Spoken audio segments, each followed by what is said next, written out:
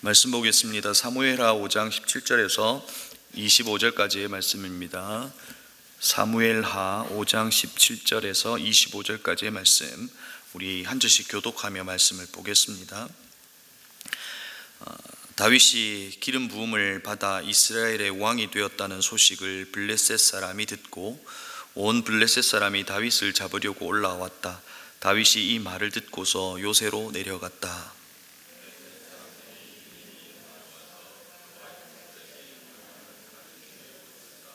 다윗이 주님께 아뢰었다. 제가 저 블레셋 사람을 치러 올라가도 되겠습니까? 주님께서 그들을 저의 손에 넘겨주시겠습니까? 주님께서 다윗에게 대답하셨다. 올라가거라. 내가 저 블레셋 사람들을 반드시 너의 손에 넘겨주겠다. 그래서 다윗이 부알브라심으로 쳐들어갔다. 다윗이 거기에서 블레셋 사람들을 쳐서 이기고 나서 이렇게 말하였다. 홍수가 모든 것을 휩쓸어 버렸듯이 주님께서 나의 원수를 내 앞에 그렇게 휩쓸어 버리셨다.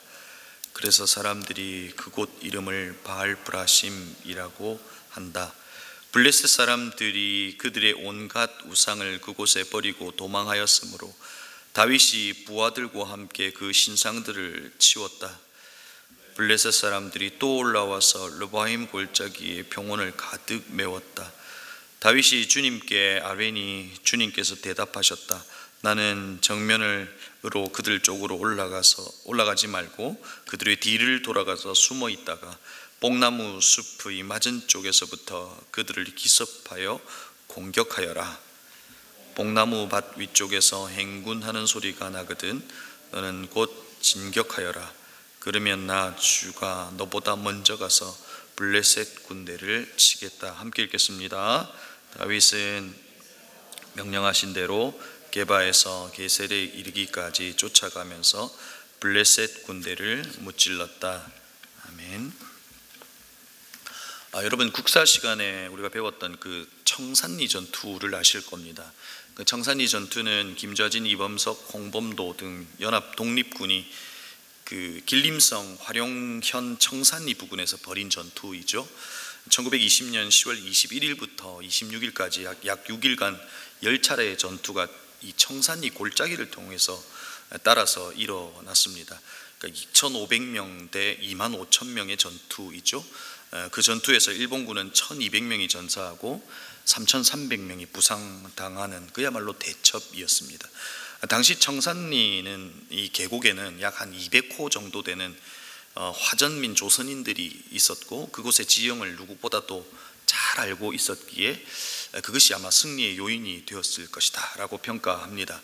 오늘 성경에도 이와 같은 전투가 있습니다. 이 전투는 르바임 골짜기에서 벌인 전투입니다. 다윗이 왕이 되었다는 이유로 블레셋이 쳐들어옵니다. 블레셋이 이스라엘을 이 봉신 정도로 여겼을 것이다. 오늘 하나님 나라 큐티 해설에서 설명하고 있습니다. 쉽게 말하면 당나라가 우리 조선을 속국으로 생각했던 것처럼 그렇게 생각했다는 겁니다. 그 블레셋이 이제 쳐들어와 르바임 골짜기를 가득 메웁니다. 이 거인의 평원이라는 뜻을 가진 이 르바임 골짜기는 예루살렘 남서쪽에서 베들레헴으로 향해 이 아래로 약 한 5km 정도 뻗은 고지대입니다. 그러니까 예루살렘으로부터 아래쪽으로 한 5km 정도 이렇게 둘러서 있는 고지대에 있는 평원의 골짜기를 말한다는 것이죠. 근데 이곳에서 전투가 벌어졌고 르바임 골짜기의 이제 아래쪽으로 해서 끝 부분에서 오늘 전투가 벌어집니다. 바로 오늘 블레셋과의 1차 전투가 있는 바알브라심에서 전투가 벌어지죠. 그런데 여러분, 이 전투가 사실상 끝이 아닙니다. 블레셋이 이후에도 또 쳐들어왔고 또 그곳에서 전투를 벌이죠. 성경은 오늘 본문의 마지막에서 다윗은 주님께서 명령하신 대로 게바에서 게셀에 이르기까지 쫓아가서 블레셋 군대를 무찔렀다. 그러니까 두 번째 전투에서 또 블레셋과 싸우고 전쟁에서 승리했다라고 성경은 기록하고 있습니다. 오늘 여러분에게 좀 묻고 싶은 것이 있습니다. 오늘 성경을 보면서 다윗이 이 블레셋의 침략에서 승리할 수 있었던 승리의 요인이 뭐냐 하는 겁니다. 여러분, 청산리 대첩처럼 지형을 잘 이해하고 지형 지물을 잘 이용했기 때문에 승리할 수 있었을까요? 물론 오늘 두 번째 전투에서 뽕나무 밭 위쪽에서 이렇게 행군하고 또 뒤에서 치고 하는 것들을 보면 분명히 전술과 전략이 있었던 것처럼 보입니다. 그런데 사실상 오늘 이 전쟁에서 이길 수 있었던 것이 정말로 그들이 가지고 있었던 전술 때문이었을까 하는 겁니다. 여러분, 다윗이 전투에 임하는 자세, 또 이 전투에서 승리할 수 있었던 요인이 뭡니까? 오늘 성경에서 보면 확인할 수 있는 것은 다윗은 물었다는 겁니다. 하나님께 물었다는 겁니다. 19절에서 전투를 벌이기 전 다윗이 주님께 아뢰었다. 제가 저 블레셋 사람을 치러 올라가도 되겠습니까? 라고 묻고 있습니다. 23절에서도 다윗이 주님께 또 아뢰니 라고 다윗이 이 전투 앞에서 질문하고 있더라는 겁니다. 여러분, 한번 생각해 보십시오. 다윗이 얼마나 많은 전쟁을 치렀겠습니까? 수많은 전쟁을 치르고 그 전쟁의 전술도 있었을 거고 그 전쟁에 대한 병법도 있었을 겁니다. 그런데 그는 그것이 승리의 요인이 아니라 묻고 있다는 겁니다. 그는 묻고 있었다는 겁니다. 하나님의 세미한 음성을 들으며 그 걸음과 그리고 그 전투에 임하고 있더라는 겁니다. 여러분, 그런 의미에서 다윗의 신앙은 둘로 구분할 수 있습니다. 그것은 질문한 때와 질문을 하지 않은 때 둘로 그의 신앙을 나눌 수 있더라는 겁니다. 여러분, 시편을 읽어보시면 시편, 다윗이 적은 시편 속에는 끊임없는 다윗의 질문이 있습니다. 심지어 질문을 뛰어넘어 자신의 삶에 찾아온 고통 앞에서 원망도 하고 있고 또 심지어는 원수를 죽여달라고까지 그 시에 기록되어 있습니다. 그의 생각과 의지의 방향이 어디로 향해 있는 겁니까? 하나님으로 향해 있다는 겁니다. 그리고 시를 통해서 응답하시는 하나님에 대한 고백이 시편 곳곳에 있는 것을 볼 수 있습니다. 그런데 여러분, 다윗에게 있어서 언제 위기가 찾아옵니까? 질문이 사라졌을 때입니다. 자기 안에 자신으로 가득 차 있을 때 그는 질문하지 않습니다. 자신의 소리로 가득 차 있을 때 그는 질문하지 않았고, 질문하지 않은 그때가 그 신앙의, 그의 삶의 위기였다는 것을 볼 수 있습니다. 우리아의 아내 바세바를 강간할 때 그에게 질문이 사라졌습니다. 이스라엘의 치적을 자랑하기 위해서 인구조사를 할 때 그에게 사라졌습니다. 질문이 사라졌습니다. 다윗이 자신으로 가득 차 있을 때 질문하지 않았다는 겁니다. 하나님의 소리가 아니라 자신의 소리가 가득 차 있을 때 질문하지 않았다는 겁니다. 여러분, 오늘 이 새벽에 우리를 돌아봐야 됩니다. 나는 어디에 누구에게 묻고 있는가 하는 것입니다. 여러분, 우리의 존재는 어떤 존재입니까? 우리의 존재를 예수님께서 이렇게 잘 말씀해 주셨습니다. 요한복음 10장 27절에 내 양은 내 음성을 들으며 나는 그들을 알며 그들은 나를 따르느니라. 여러분, 우리의 존재는 하나님께서 이 온 우주 만물을 말씀으로 창조하셨고 우리는 듣는 존재로 존재한다는 겁니다. 그분의 음성을 들으며 그분을 알아가며 그 관계성 속에서 살아가는 존재라는 것을 이야기해 주고 있는 것이죠. 오늘 성경은 다윗을 통해서 우리에게 그것을 알려주는 것이죠.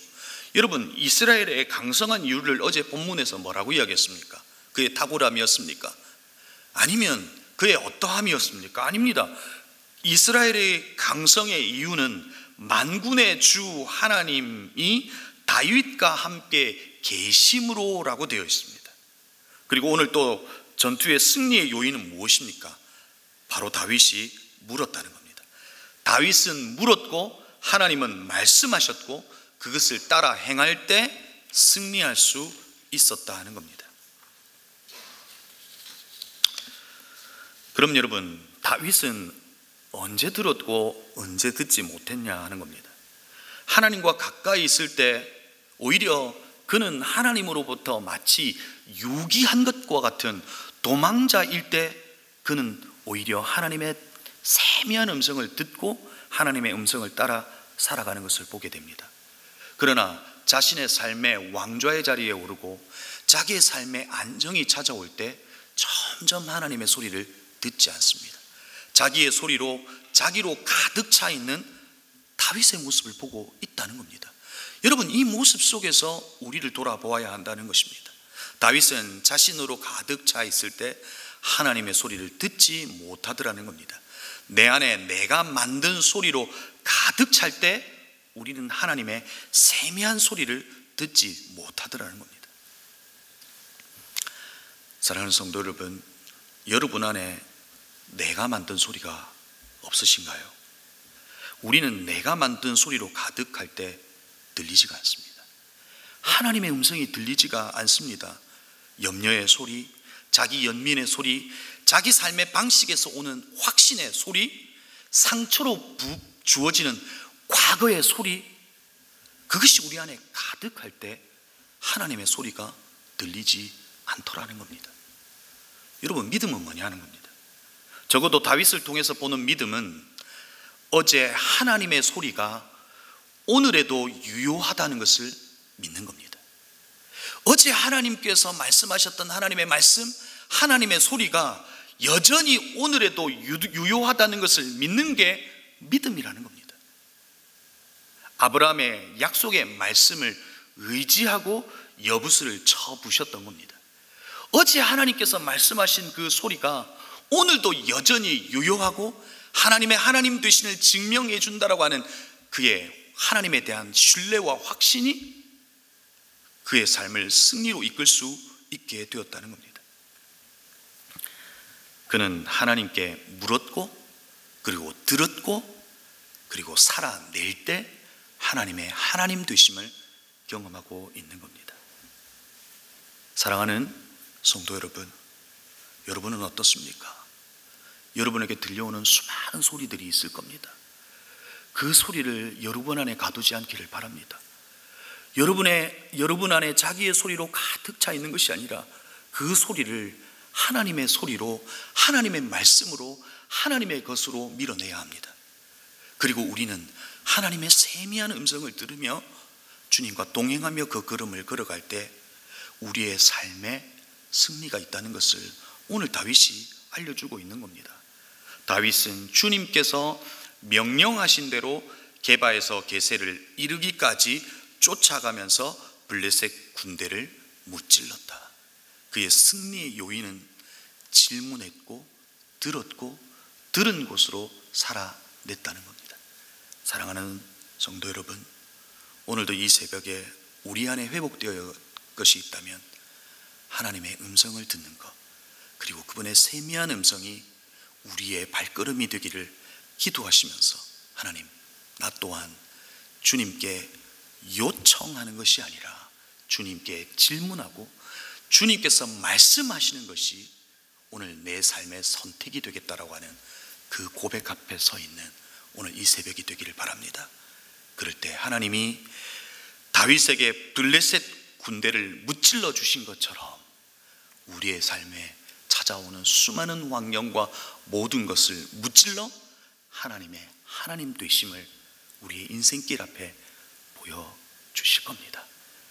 하나님의 음성을 들으며 그 걸음을 걸어가는 저와 여러분의 인생길이 되기를 주의 이름으로 축복하고 도전합니다.